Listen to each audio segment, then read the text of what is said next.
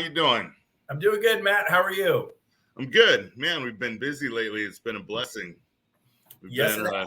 Janelle and I have been traveling all over. Seems like the state of California, showing homes.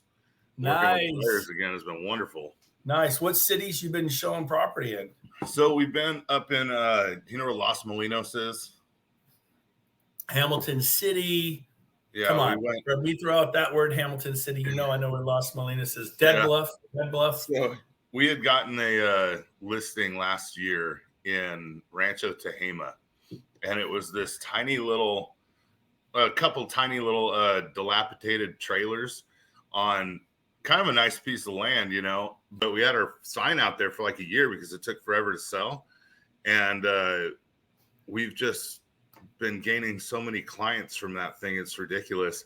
And we live in Yuba City, so it's Let's like, take a time out. So some of you don't worry about taking that listing. It's going to be hard to sell. It's a free billboard in the yard. Yeah. Like, you should actually forget the normal sign. Go to the sign shop, order one. If you're in an area where they'll allow it, that's about 10 feet across, 7 feet high, and a giant billboard. You will be, obviously, they're the experts. Look out of there.